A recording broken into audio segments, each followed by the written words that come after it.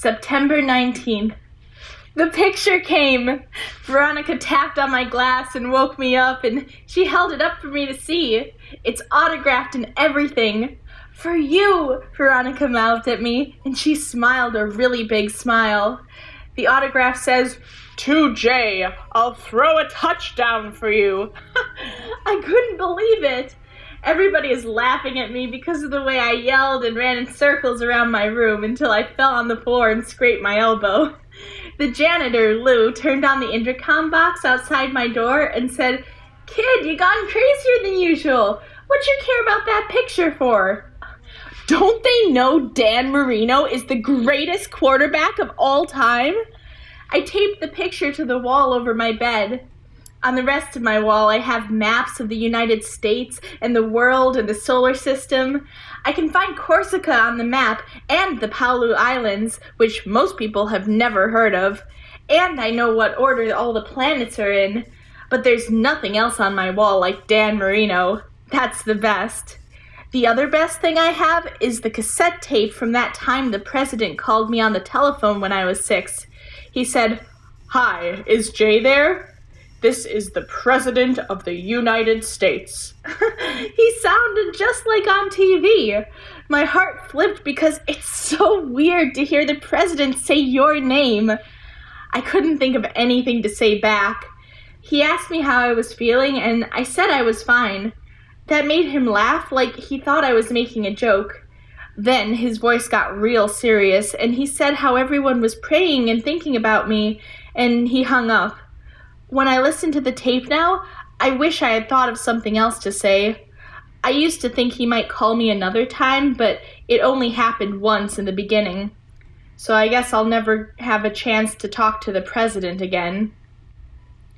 After Veronica gave me my picture of Marino, I asked her if she could get somebody to fix my TV so I can see the football games. All my TV can play is videos. Veronica said there aren't any football games, and I started to get mad because I hate it when they lie. "It's September," I said. "There's always football games in September." But Veronica told me the NFL people had a meeting and decided not to have football anymore, and maybe it would start again, but she wasn't sure because nobody except for me was thinking about football. At first, after she said that, it kind of ruined the autograph, because it seemed like Dan Marino must be lying too. But Veronica said he was most likely talking about throwing a touchdown for me in the future, and I felt better then. This notebook is from Miss Monica, my tutor, who is Haitian.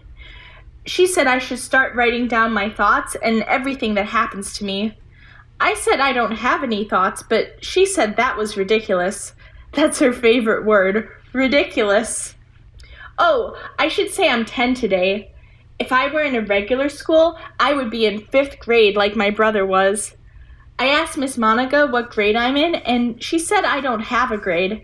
I read like I'm in 7th grade, and I do math like I'm in 4th grade, she says. She says I don't exactly fit anywhere, but I'm very smart. Miss Monica comes every day except on weekends. She is my best friend, but I have to call her Miss Monica instead of using her first name, which is Emmeline, because she is so proper. She is very neat and wears skirts and dresses, and everything about her is very clean except her shoes, which are dirty. Her shoes are supposed to be white, but whenever I see her standing outside the glass when she hasn't put on her plastic suit yet, her shoes look brown and muddy. Those are my thoughts. September 20th. I had a question today. Veronica never comes in on Fridays, and the other nurse, Renee, isn't as nice as she is, so I waited for Miss Monica. She comes at 1. I said, "You know how they give sick children their last wish when they're dying? Well, when Dr. Ben told me to think of one thing I wanted for my birthday, I said I wanted an autograph from Dan Marino. So does that mean I'm dying and they're giving me my wish?" I said this really fast.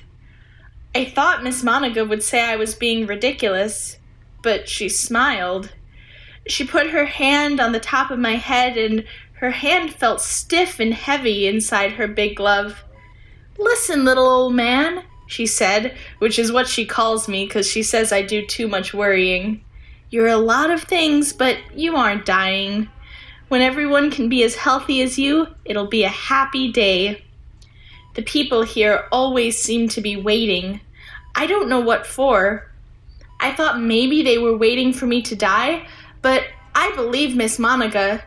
If she doesn't want to tell me something, she just says, "Leave it alone, Jay," which is her way of letting me know she would rather not say anything at all than ever tell a lie.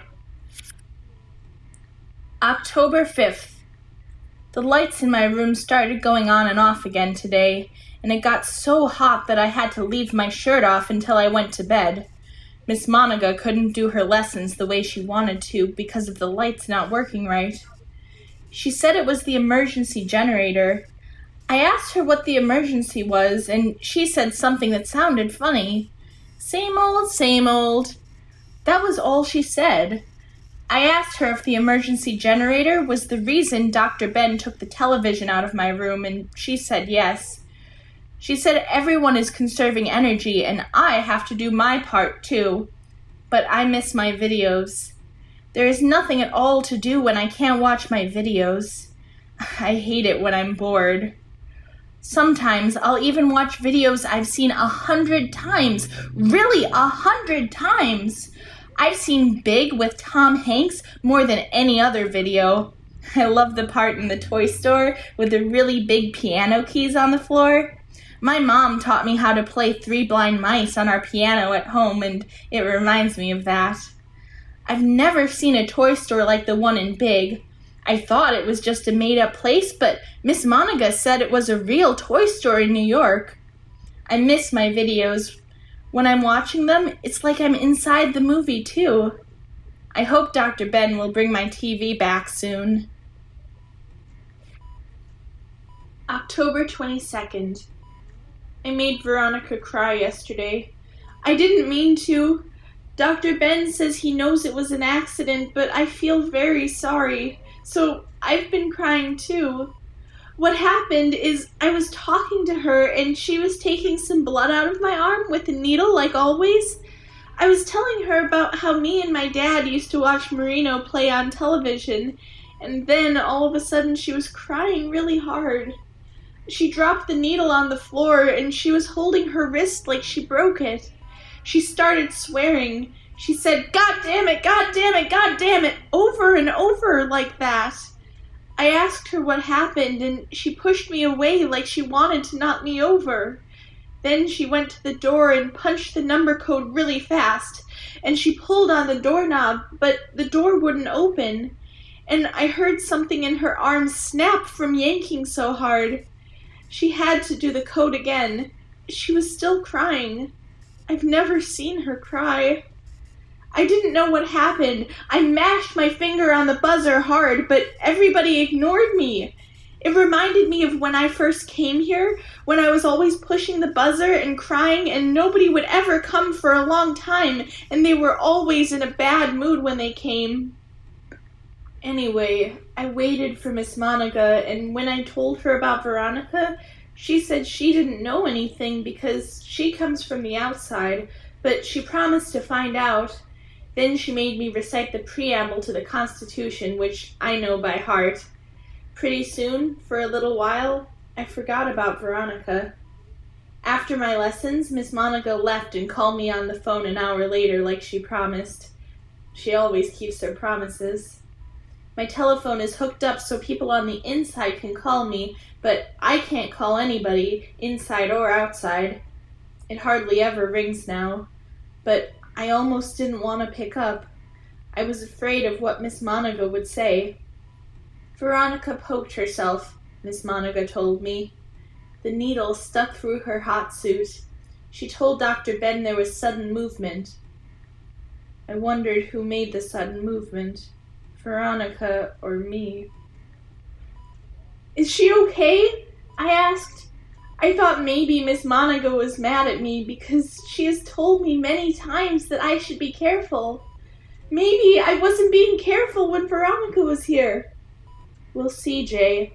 Miss Monica said. From her voice, it sounded like the answer was no. Will she get sick? I asked. Probably yes, they think so, Miss Monica said. I didn't want her to answer any more questions. I like it when people tell me the truth, but it always makes me feel bad, too. I tried to say I was sorry, but I couldn't even open my mouth. It's not your fault, Jay, Miss Monica said. I couldn't help it. I sobbed like I used to when I was still a little kid. Veronica knew something like this could happen, she said. But that didn't make anything better because I remembered how Veronica's face looked so scared inside her mask and how she pushed me away. Veronica has been here since almost the beginning, before Miss Monica came, and she used to smile at me even when nobody else did. When she showed me my picture from Dan Marino, she looked almost as happy as me. I had never seen her whole face smiling like that. She looked so pretty and glad. I was crying so much I couldn't even write down my thoughts like Miss Monica said to. Not until today. November 4th. A long time ago, when I first came here and the TV in my room played programs from outside, I saw the first grade picture I had taken at school on TV. I always hated that picture because Mom put some greasy stuff in my hair that made me look like a total geek. And then I turned on the TV and saw that picture on the news. The man on TV said the names of everyone in our family and even spelled them out on screen. Then he called me Patient Zero. He said I was the first person who got sick. But that wasn't really what happened. My dad was sick before me. I've told them that already. He got it away on his job in Alaska. Dad traveled a lot because he drilled for oil, but he came home early that time. We weren't expecting him until Christmas, but he came when it was only September, close to my birthday. He said he'd been sent home because people on his oil crew got sick. One of them had even died. But the doctor in Alaska had looked at my dad and said he was fine, and then his boss sent him home. Dad was really mad about that. He hated to lose money. Time away from a job was always losing money, he said. He was in a bad mood when he wasn't working.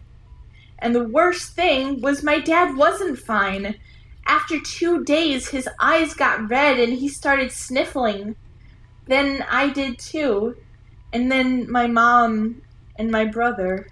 When the man on TV showed my picture and called me Patient Zero and said I was the first one to get sick, that was when I learned how people tell lies, because that wasn't true. Somebody on my dad's oil rig caught it first, and then he gave it to my dad, and my dad gave it to me, my mom, and my brother. But one thing he said was right. I was the only one who got well. My Aunt Lori came here to live at the lab with me at first, but she wasn't here long because her eyes had already turned red by then. She came to help take care of me and my brother before my mom died, but probably she shouldn't have done that. She lived all the way in California, and I bet she wouldn't have gotten sick if she hadn't come to Miami to be with us. But even my mom's doctor didn't know what was wrong then, so nobody could warn her about what would happen if she got close to us. Sometimes I dream I'm calling Aunt Lori on my phone, telling her please, please not to come. Aunt Lori and my mom were twins. They looked exactly alike. After Aunt Lori died, I was the only one left in my whole family. I got very upset when I saw the news report. I didn't like hearing someone talk about my family like that. People who didn't even know us. And I felt like maybe the man on TV was right. Maybe it was all my fault. I screamed and cried the whole day. After that, Dr. Ben made them fix my TV so I couldn't see the news anymore or any programs from outside. Just cartoons and kids' movies on video. The only good thing was that when the president called me, I think he was sorry when he heard what happened to my family. When I ask Dr. Ben if they're still talking about me on the news, he just shrugs his shoulders. Sometimes Dr. Ben won't say yes or no if you ask him a question. It doesn't matter, though. I think the TV people probably stopped showing my picture a long time ago. I was just a little kid when my family got sick. I've been here 4 whole years. Oh, and I almost forgot. Veronica isn't back yet. November 7th. I have been staring at my Dan Marino picture all day, and I think the handwriting on the autograph looks like Dr. Ben's, but I'm afraid to ask anyone about that. Oh, yeah, and yesterday the power was off in my room for a whole day. Same old, same old. That's what Miss M would say. November 12th. Miss Monica is teaching me a little bit about medicine. I told her I want to be a doctor when I grow up, and she said she thinks that's a wonderful idea because she believes people will always need doctors. She said I will be in a good position to help people, and I asked her if that's because I have been here so long, and she said yes. The first thing she taught me is about diseases. She says in the old days, a long time ago, diseases like typhoid used to kill a lot of people because of unsanitary conditions and dirty drinking water. But people got smarter and doctors found drugs to cure it, so diseases didn't kill people as much anymore. Doctors are always trying to stay a step ahead of disease, Miss Monica says. But sometimes they can't. Sometimes a new disease comes. Or maybe it's not a new disease, but an old disease that has been hidden for a long time until something brings it out in the open. She said that's how nature balances the planet, because as soon as doctors find cures for one thing, there's always something new. Dr. Ben says my disease is new. There's a long name for it. I can't remember how to spell, but most of the time people here call it virus J. In a way, see, it's named after me. That's what Dr. Ben said, but I don't like that. Miss Monica said after my dad came home, the virus got in my body and attacked me just like everyone else, so I got really, really sick for a lot of days. Then I thought I was completely better. I stopped feeling bad at all. But the virus was already in my brother and my mom and my dad and even our doctor from before, Dr. Wolf. And Miss Monica says it was very aggressive, which means doctors don't know how to kill it. Everybody wears yellow plastic suits and airtight masks when they're in my room because the virus is still in the air, and it's in my blood, and it's in my plates and cups whenever I finish eating. They call the suits hot suits because the virus is hot in my room. Not hot like fire, but dangerous. Miss Monica says virus J is extra special in my body because even though I'm not sick anymore, except for when I feel like I have a temperature and I have to lie down sometimes, the virus won't go away.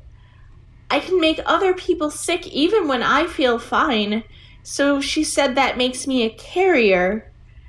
Miss Monica says Dr. Ben doesn't know anybody else who's gotten well except for me. Oh, except maybe there are some little girls in China. Veronica told me once there were some little girls in China the same age as me who didn't get sick either. But when I asked Dr. Ben, he said he didn't know if that was true. And Miss Monica told me it might have been true once, but those girls might not be alive anymore. I asked her if they died of virus J, and she said, no, 3 times.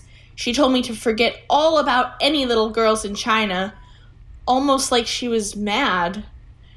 I'm the only one like me she knows about for sure, she says, the only one left. That's why I'm here, she says, but I already knew that part. When I was little, Dr. Ben told me about antibodies and stuff in my blood, and he said the reason him and Renee and Veronica and all the other doctors take so much blood from me all the time until they make purple bruises on my arms and I feel dizzy is so they can try to help other people get well too. I've had almost 10 surgeries since I've been here. I think they have even taken out parts of me, but I'm not really sure. I look the same on the outside, but I feel different on the inside. I had surgery on my belly a year ago, and sometimes when I'm climbing the play rope hanging from the ceiling in my room, I feel like it hasn't healed right, like I'm still cut open. Miss Monica says that's only in my mind, but it really hurts. I don't hate anything like I hate operations. I wonder if that's what happened to the other little girls, if they kept getting cut up until they died. Anyway, it's been a year since I had any operations. I keep telling Dr. Ben they can have as much blood as they want, but I don't want any more operations, please. Dr. Ben says there's nobody in the world better than me to make people well if only they can figure out how. Miss Monica says the same thing. That makes me feel a little better about Virus J. I was happy Miss Monica told me all about disease, because I don't want her to treat me like a baby the way everybody else does. That's what I always tell her. I like to know things. I didn't even cry when she told me Veronica died. Maybe I got all my crying over with in the beginning because I figured out a long time ago nobody ever gets better once they get sick. Nobody except for me. November 14th. Today I asked Miss Monica how many people have Virus J. "Oh, Jay, I don't know," she said. I don't think she was in the mood to talk about disease. "Just guess," I said. Miss Monica thought for a long time. Then she opened her notebook and began drawing lines and boxes for me to see. Her picture looked like the tiny brown lines all over an oak tree leaf. We had a tree called a live oak in our backyard, and my dad said it was more than 100 years old. He said trees sometimes live longer than people do. And he was right, because I'm sure that tree is still standing in our yard, even though my whole family is gone. "This is how it goes, Jay," Miss Monica said, showing me with her pencil tip how one line branched down to the next. People are giving it to each other. They don't usually know they're sick for 2 weeks, and by then they've passed it to a lot of other people. By now it's already been 4 years, so the same thing that happened to your family is happening to a lot of families. "How many families?" I asked again. I tried to think of the biggest number I could. 1,000,000? Miss Monica shrugged, just like Dr. Ben would. Maybe that meant yes. I couldn't imagine 1,000,000 families, so I asked Miss Monica if it happened to her family too. If maybe she had a husband and kids and they got sick. But she said no, she was never married. I guess that's true because Miss Monica doesn't look that old. She won't tell me her age, but she's in her 20s, I think. Miss Monica smiled at me, even though her eyes weren't happy. "My parents were in Miami and they got it right away," Miss Monica said. "Then my sister and my nieces came to visit them from Haiti and they got it too. I was away working when it happened and that's why I'm still here." Miss Monica never told me that before. My family lived in Miami Beach. My dad said our house was too small. I had to share a room with my brother, but my mother liked where we lived because our building was 6 blocks from the ocean. My mother said the ocean can heal anything, but that can't be true, can it? My mother wouldn't like it where I am, because there's no ocean and no windows neither. I wondered if Miss Monica's parents knew someone who worked on the oil rig too, but probably not. Probably they got it from my dad and me. "Miss Monica," I said, "maybe you should move inside like Dr. Ben and everybody else." "Oh, Jay," Miss Monica said like she was trying to sound cheerful. "Little old man, if I were that scared of anything, why would I be here teaching you?" She said she asked to be my teacher, which I didn't know. I said I thought her boss was making her do it, and she said she didn't have a boss. No one sent her. She wanted to come.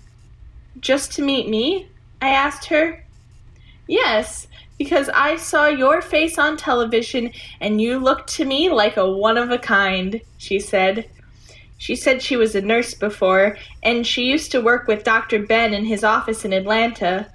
She said they worked at the CDC, which is a place that studies diseases, and he knew her, so that's why he let her come teach me. A boy like you needs his education. He needs to know how to face life outside, she said. Miss Monica is funny like that. Sometimes she'll quit the regular lesson about the presidents and the 10 Commandments and teach me something like how to sew and how to tell plants you eat from plants you don't and stuff. Like, I remember she brought a basket with real fruits and vegetables in it, fresh. She said she has a garden where she lives on the outside, close to here. She said one of the reasons she won't move inside is because she loves her garden so much, and she doesn't want to leave it. The stuff she brought was not very interesting to look at. She showed me some cassava, which looked like long, twisty tree branch to me. And she said it's good to eat, except it has poison in it that has to be boiled out of the root first, and the leaves are poisonous too. She also brought something called a key, which she said she used to eat from trees in Haiti. It has another name in Haiti, but that's too hard for me to spell. It tasted fine to me, but she said a key can never be eaten before it's opened or before it's ripe, because it makes your brain swell up and you can die. She also brought different kinds of mushrooms to show me which kinds are good and which kinds are bad, but they all looked alike to me. She promised to bring me other fruits and vegetables to see, so I will know what's good for me and what isn't. There's a lot to learn about life outside, she said. Well, I don't want Miss Monica to feel like I'm a waste of time, but I know for a fact I don't have to face life outside. Dr. Ben told me I might be a teenager before I can leave, or even older. He said I might even be a grown man. But that's okay, I guess. I try not to think about what it would be like to leave. My room, which they moved me to when I had been here 6 months, is really, really big. They built it especially for me. It's 4 times as big as the hotel room my mom and dad got for us when we went to Universal Studios in Orlando when I was 5. I remember that room because my brother Kevin kept asking my dad, "Doesn't this cost too much?" Every time my dad bought us a t-shirt or anything, Kevin brought up how much it cost. I told Kevin to stop it because I was afraid Dad would get mad and stop buying us stuff. Then, when we were in line for the King Kong ride, all by ourselves, Kevin told me, "Dad got fired from his job, stupid. Do you want to go on welfare?" I waited for Dad and Mom to tell me he got fired, but they didn't. After Kevin said that, I didn't ask them to buy me anything else, and I was scared to stay in a huge, pretty hotel room because I thought we wouldn't have enough money to pay. But we did. And then Dad got a job on the oil rig, and we thought everything would be better. My room here is as big as half the whole floor, I bet. When I run from one side of my room to the other, from the glass in front to the wall in back, I'm out of breath. I like to do that. Sometimes I run until my ribs start squeezing and my stomach hurts like it's been cut open, and I have to sit down and rest. There's a basketball net in here too, and the ball doesn't even touch the ceiling except if I throw it too high on purpose. I also have comic books, and I draw pictures of me and my family and Miss Monica and Dr. Ben. Because I can't watch my videos now, I spend a lot of time writing in this notebook. A whole hour went by already. When I'm writing down my thoughts, I forget about everything else. I've decided for sure to be a doctor someday. I'm gonna help make people better. November 29th. Thanksgiving was great. Miss Monica cooked real bread and brought me food she'd heated up. I could tell everything except the bread and cassava was from a can, like always, but it tasted much better than my regular food. I haven't had bread in a long time. Because of her mask, Miss Monica ate her dinner before she came, but she sat and watched me eat. Renee came in too, and she surprised me when she gave me a hug. She never does that. Dr. Ben came in for a little while at the end, and he hugged me too, but he said he couldn't stay because he was busy. Dr. Ben doesn't come visit me much anymore. I could see he was growing a beard, and it was almost all white. I've seen Dr. Ben's hair when he's outside of the glass, when he isn't wearing his hot suit, and his hair is brown, not white. I asked him how come his beard was white, and he said that's what happens when your mind is overly tired. I liked having everybody come to my room. Before, in the beginning, nobody came in, not even Miss Monica. She used to sit in a chair outside the glass and use the intercom for my lessons. It's better when they come in. I remember how Thanksgiving used to be with my family around the table in the dining room, and I told Miss Monica about that. Yes, she said, even though she didn't celebrate Thanksgiving in Haiti like Americans do, she remembers sitting at a table with her parents and her sister for Christmas dinner. She said she came to see me today, and Renee and Dr. Ben came too, because we are each other's family now, so we're not alone. I hadn't thought of it like that before. December 1st. No one will tell me, not even Miss M, but I think maybe Dr. Ben is sick. I have not seen him in 5 whole days. It is quiet here. I wish it was Thanksgiving again. January 23rd. I didn't know this before, but you have to be in the right mood to write your thoughts down. A lot happened in the days I missed. The doctor with the French name is gone now, and I'm glad. He wasn't like Dr. Ben at all. I could hardly believe he was a real doctor, because he always had on the dirtiest clothes when I saw him take his hot suit off outside of the glass. And he was never nice to me. He wouldn't answer at all when I asked him questions, and he wouldn't look me in the eyes except for a second. One time he slapped me on my ear, almost for nothing, and his glove hurt so much that my ear turned red and was sore for a whole day. He didn't say he was sorry, but I didn't cry. I think he wanted me to. Oh, yeah, and he hooked me up to IV bags and took so much blood from me I couldn't even stand up. I was scared he would operate on me. Miss Monica didn't come in for almost a week, and when she finally came, I told her about the doctor taking too much blood. She got really mad. And then I found out the reason she didn't come in all those days. He wouldn't let her. She said he tried to bar her from coming. Bar is the word she used, which sounds like a prison. The new doctor and Miss Monica do not get along, even though they both speak French. I saw them outside the glass yelling back and forth and moving their hands, but I couldn't hear what they were saying. I was afraid he would send Miss Monica away for good, but yesterday she told me he's leaving. I told her I was happy because I was afraid he would take Dr. Ben's place. No, she told me, there isn't anyone taking Dr. Ben's place. She said the French doctor came here to study me in person because he was one of the doctors Dr. Ben had been sending my blood to ever since I first came. But he was already very sick when he got here, and he started feeling worse, so he had to go. Seeing me was his last wish, Miss Monica said, which didn't seem like it could be true because he didn't act like he wanted to be here with me. I asked her if he went back to France to his family, and Miss Monica said no. He probably didn't have a family, and even if he did, it's too hard to go to France. The ocean is in the way, she said. Miss Monica seemed tired from all that talking. She said she decided to move inside again, like Renee, to make sure they were taking care of me properly. She says she misses her garden. The whole place has been falling apart, she said. She said I do a good job of keeping my room clean, and I do, because I have my own mop and bucket and Lysol in my closet.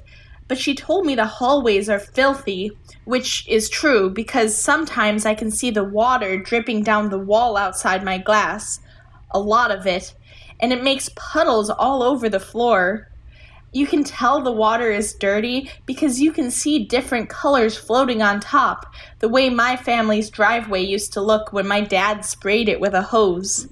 He said the oil from the car made the water look that way, but I don't know why it looks that way here. Miss Monica says the water smells bad, too. It's ridiculous! If they're going to keep you here, they damn well better take care of you, Miss Monica said. She must have been really mad because she never swears. I told her about the time when Lou came and pressed on my intercom really late at night when I was asleep and no one else was around. He was talking really loud like people do in videos when they're drunk. Lou was glaring at me through the glass, banging on it. I had never seen him look so mean. I thought he would try to come in my room, but then I remembered he couldn't because he didn't have a hot suit. But I'll never forget how he said, "They should put you to sleep like a dog in the pound." I try not to think about that night because it gave me nightmares. It happened when I was pretty little, like 8. Sometimes I thought maybe I just dreamed it, because the next time Lou came, he acted just like normal. He even smiled at me a little bit. Before he stopped coming here, Lou was nice to me every day after that. Miss Monica didn't sound surprised when I told her what Lou said about putting me to sleep. "Yes, Jay," she told me. "For a long time, there have been people outside who didn't think we should be taking care of you." I never knew that before. I remember a long time ago, when I was really little and had pneumonia, my mom was scared to leave me alone at the hospital. "They won't know how to take care of Jay there," she said to my dad, even though she didn't know I heard her. I had to stay by myself all night, and because of what my mom said, I couldn't go to sleep. I was afraid everyone at the hospital would forget I was there, or maybe something bad would happen to me. It seems like the lights go off every other day now, and I know people must really miss Lou, because the dirty gray water is all over the floor outside my glass, and there's no one to clean it up. February 14th. 646-72943. 646-72943. 646-72943. I remember the numbers already. I've been saying them over and over in my head so I won't forget, but I wanted to write them down in the exact right order to be extra sure. I want to know them without even looking. Oh, I should start at the beginning. Yesterday, no one brought me any dinner, not even Miss Monica. She came with a huge bowl of oatmeal this morning, saying she was very sorry. She said she had to look a long time to find that food, and it wore her out. The oatmeal wasn't even hot, but I didn't say anything. I just ate. She watched me eating. She didn't stay with me long because she doesn't teach me lessons anymore. After the French doctor left, we talked about the Emancipation Proclamation and Martin Luther King, but she didn't bring that up today. She just kept sighing, and she said she had been in bed all day yesterday because she was so tired, and she was sorry she forgot to feed me. She said I couldn't count on Renee to bring me food because she doesn't know where Renee is. It was hard for me to hear her talk through her hot suit today. Her mask was crooked, so the microphone wasn't in front of her mouth where it should be. She saw my notebook and asked if she could look at it. I said sure. She looked at the pages from the beginning. She said she liked the part where I said she was my best friend. her face mask was fogging up, so I couldn't see her eyes, and I couldn't tell if she was smiling. I am very sure she didn't put on her suit right today. When she put my notebook down, she told me to pay close attention to her and repeat the numbers she told me, which are 646729443. I asked her what they were. She said it was the security code for my door. She said she wanted to give the code to me because my buzzer wasn't working, and I might need to leave the room if she overslept or nobody came to bring me food. She told me I could use the same code on the elevator, and the kitchen was on the 3rd floor. There wouldn't be anybody there, she said, but I could look on the shelves, the top ones up high, to see if there was any food. If not, she said I should take the stairs down to the 1st floor and find the red exit sign to go outside. She said the elevator doesn't go to the 1st floor anymore. I felt scared then, but she put her hand on the top of my head again, just like usual. She said she was sure there was plenty of food outside. But am I allowed? I asked her. What if people get sick? You worry too much, little man, she said. Only you matter now, my little one-of-a-kind. But see, I'm sure Miss Monica doesn't really want me to go outside. I've been thinking about that over and over. Miss Monica must be very tired to tell me to do something like that. Maybe she has a fever, and that's why she told me how to get out of my room.